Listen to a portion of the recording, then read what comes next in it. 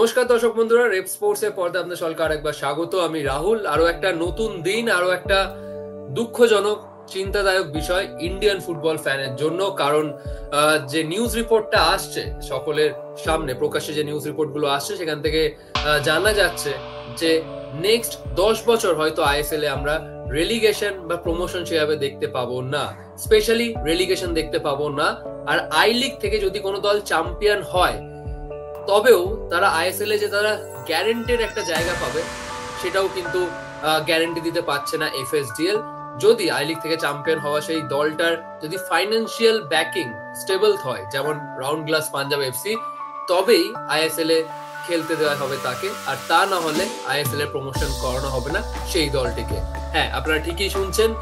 গতকাল রাত্রে একটা নিউজ রিপোর্ট আসে এবং আজকে সকালেও একটা নিউজ রিপোর্ট অনুযায়ী এই তথ্যটাই কিন্তু জানা যাচ্ছে যে এফএসডিএল এআইএফএফ এর সাথে যে নতুন ভাবে লিগ করার যে এমআরএ এগ্রিমেন্ট, যেটা এআইএফএফ যে প্রপোজালটা পাঠিয়েছে, সেই প্রপোজালে কিন্তু এরকম মেনশন করা রয়েছে যে নেক্সট 10 বছর আইএসএল এ রেলিগেশন থাকবে না। আর প্রমোশন পাবে সেই দলগুলি আই লিগ থেকে যারা ফাইন্যান্সিয়ালি স্টেবল হবে, যাদের ফাইন্যান্সিয়ালি স্টেবল ব্যাকিং থাকবে, ভালো ইনভেস্টর থাকবে এবং যারা 5 বছর ধরে সেই ক্লাবে ইনভেস্ট করে আসছে। সুতরাং ফাইন্যান্সিয়াল সিকিউরিটি যাতে থাকে, সেই ক্লাবকেই প্রমোট করা হবে আইএসএল এ, এমন তথ্যটাই কিন্তু পাওয়া যাচ্ছে। এবার আমি যদি একটু ফিরে যাই একটু পেছনের দিকে, তাহলে 2019 সালে এএফসি যে রোড ম্যাপ ক্রিয়েট করে দিয়েছিল এআইএফএফ এবং ইন্ডিয়ান ফুটবলের জন্য, সেখানে কিন্তু মেনশন করে দেওয়া হয়েছিল যে রেলিগেশন এবং প্রমোশন ম্যান্ডেটরি।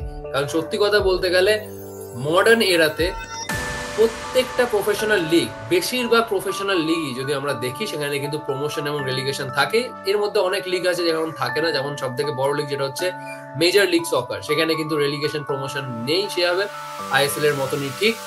কিন্তু বেশিরভাগ লিগগুলো যেখানে দেখবেন কম্পিটিটিভনেসটা রয়েছে বেশ ভালো মতো, যেমন প্রিমিয়ার লিগ, লা লিগা, এই সব কটা লিগেই কিন্তু রেলিগেশন এবং প্রমোশন আছে এবং সেটারই কিন্তু যে ফসলটা সেটা কিন্তু পাচ্ছে তারা ভালো মতো।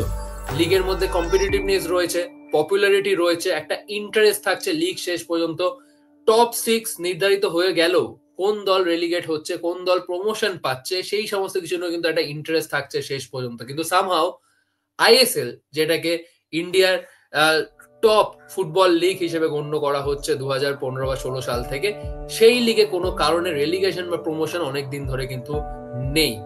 2023 সালে প্রথম সেই প্রমোশনের রুলটা চালু করা হয়, যখন round glass Punjab FC I league champion হয়ে আইএসএল এ প্রমোশন পায়। তার পরের বছর মোহামেডান প্রমোশন পায়। কিন্তু সামহাও এখনো পর্যন্ত আইএসএল সেই রেলিগেশন প্রসেসটা কিন্তু শুরু করেনি। যেরকম ভাবে কথাবার্তা চলছিল সেখানে ঠিক ছিল যে লাস্ট সিজন যেটাতে মোহনবাগান চ্যাম্পিয়ন হলো, সেইবার রেলিগেশনটা শুরু করে দেওয়া হবে, কিন্তু তাও তারা সেটা শুরু করেননি। আমরা আশা করছিলাম যে হয়তো ভবিষ্যতে ইন নিয়ার ফিউচার আমরা হয়তো আইএসএল এর রেলিগেশন শুরু হতে দেখবো, কারণ সেটার কিন্তু একটা বড় ইম্প্যাক্ট থাকে ফুটবলের প্রতি। ক্লাবদের আরেকটু আর্জেন্সি বাড়িয়ে দেয়, অনেক ক্লাবদেরকে আরো একটু সজাগ করে তোলে যে ভালো টিম বানাতে হবে, ভালো মানের প্লেয়ার স্কাউটিং করাতে হবে। ক্লাবদের মধ্যে সেই ল্যাক্সিটি, সেই কমপ্লেক্সিটিটা কিন্তু থেকে যায় যদি রেলিগেশন বা প্রমোশন থাকে না। কিন্তু আইএসএল এ সেসব নিয়ে কিন্তু কারোর কোনো চিন্তাই নেই। আইএসএল সবসময় ফোকাস করে টিআরপি, ব্রডকাস্টিং, ফ্র্যাঞ্চাইজি ফি, এই সমস্ত কিছুর মধ্যে। ফুটবল ডেভেলপমেন্ট সেটা কিন্তু তাদের বাকেট লিস্টে নেই। আইএসএল এ কেন রেলিগেশন প্রমোশন শুরু করেননি, তার কারণ হচ্ছে আইএসএল এ যে ক্লাবগুলি খেলে, সেই স্টেক হোল্ডার যারা, সেই ক্লাবের যারা ইনভেস্টার, তারা এখনো সেভাবে সেই প্রফিট করতে পারে না তাদের ক্লাব থেকে, যে বাই এনি চান্স তাদের ক্লাব যদি রেলিগেট হয়ে যদি আই লিগে চলে যায়, তাহলে তারা বড় সড় লসের সম্মুখীন হবে। আর সেই সাহসটাই সেই ইনভেস্টার গুলো দেখাতে পারে না এখনো।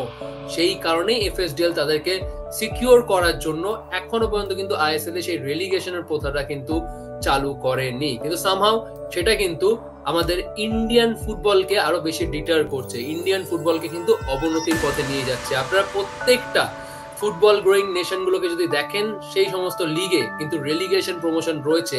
আর যেটার জন্য কিন্তু লাভবান হচ্ছে সেই দেশের ফুটবল টিম, যেটা কিন্তু আলটিমেট গোল হওয়া দরকার যে কোনো একটা ফুটবল নেশনে। কিন্তু সামহাও আমাদের ইন্ডিয়ান ফুটবল টিম, যারা দিনের পর দিন তারা র্যাঙ্কিং এ পিছিয়ে যাচ্ছে, কিন্তু তাও কোন রকম কোন সেই ইনিশিয়েটিভ, কোন রকম ডেভেলপমেন্টের যে স্টেপ, সেটা কিন্তু নিতে আমরা দেখছি না। আর একটু যদি আমি ডিটেলসে বলি, আপনারা গতকাল বা লাস্ট দিন আপনারা অনেকেই চিন্তিত ছিলেন যে আইএসএল এর ভবিষ্যৎ কি। আইএসএল এর ভবিষ্যৎ হচ্ছে এফএসডিএল যে এমআরএ রাইটটা যে সই করেছিল এআইএফএফ এর সাথে, সেটা হচ্ছে 2010-এ এবং সেটা 15 বছর জন্য তারা সই করেছিল, বাট সেটা এই ডিসেম্বরে শেষ হচ্ছে। আর সেই কারণে এফএসডিএল চাইছে তারা আইএসএল শুরু করবে না আনটিল এন্ড আনলেস এআইএফএফ নতুন ডিল নিয়ে সিদ্ধান্ত নেয়। এবং সেই কারণে এফএসডিএল অলরেডি এআইএফএফ কে কিন্তু সেই এমআরএ এগ্রিমেন্ট পাঠিয়ে দিয়েছে, যেখানে তাদের নতুন প্রপোজাল রয়েছে লিগ করা নিয়ে, যেখানে কিন্তু সেই শেয়ার ভাগ নিয়েও কিন্তু একটা ডিটেলস রয়েছে, যেটাতে এফএসডিএল এর যেটাতে ক্লাবগুলোর জন্য কিন্তু থাকবে 60% শেয়ার। সবকটা ক্লাব মিলিয়ে তাদের টোটাল শেয়ার থাকবে 60%, এফএসডিএল এর শেয়ার থাকবে 26%, আর এআইএফএফ এর শেয়ার থাকবে 14%।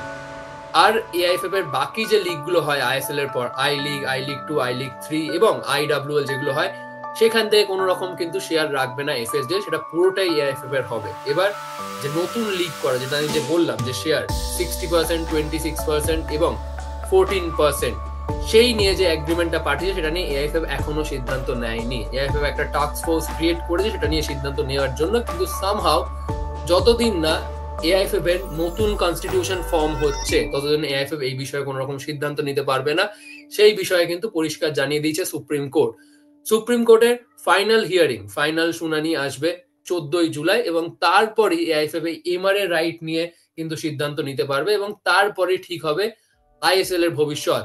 কিন্তু যে প্রপোজালটা এফএসডিএল এআইএফএফ কে পাঠিয়েছে, সেই প্রপোজালে কিন্তু মেনশন করা রয়েছে যে নেক্সট 10 বছর এফএসডিএল আইএসএল এ কোন রকম রেলিগেশন রাখতে চায় না। কি কারণে? তার কারণ হচ্ছে যেই ক্লাবগুলো রয়েছে এবং সেই ক্লাবগুলো যে ইনভেস্টাররা রয়েছে, তাদেরকে যাতে গ্যারান্টি দেওয়া যায়, তাদেরকে যাতে সিকিউরিটি দেওয়া যায়, তাদেরকে যাতে ক্লাব তুলে নিতে না হয়, তারা যাতে বছরের পর বছর যাতে ক্লাবে ইনভেস্ট করতে থাকে, সেটার কারণে আইএসএল, এফএসডিএল তারা কিন্তু সেই রেলিগেশনটা রাখতে চাইছেন না। এতে ইনভেস্টাররা ক্লাবে ইনভেস্ট করবে ঠিকই বছরের পর বছর, কিন্তু সামহাউ আমাদের ইন্ডিয়ান ফুটবলের কোন রকম গ্রোথ বা ডেভেলপমেন্ট কিন্তু দেখা যাচ্ছে না এই বিষয়ে, যেটা এই মুহূর্তে সব থেকে বেশি দরকার। আমরা ভিশন 2047 নিয়ে কথা বলি, আমরা ওয়ার্ল্ড কাপ খেলার স্বপ্ন দেখি, কিন্তু বারবার যেই প্রসেস গুলো দরকার, যেই স্টেপ গুলো নেওয়া দরকার, সেইগুলো যেন সামহাউ আমাদের দেশের ফুটবল স্টেক হোল্ডাররা কিন্তু সেইগুলো থেকে বারবার পিছিয়ে আসছে।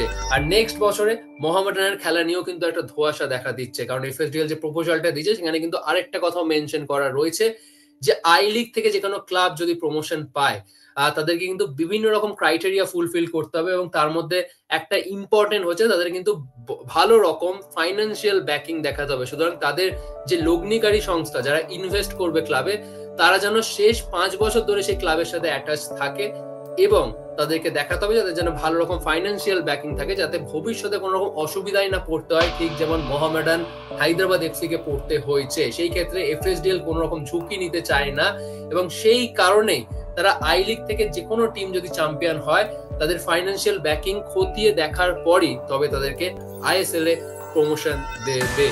আপনাদের কি মতামত এই বিষয়গুলো নিয়ে একদমই জানাতে ভুলবেন না কমেন্ট সেকশনে। আর যদি ভিডিওটা ভালো লেগে থাকে অবভিয়াসলি লাইক, শেয়ার এবং সাবস্ক্রাইব করুন। আবার আপনার সাথে দেখা হচ্ছে পরবর্তী ভিডিওতে।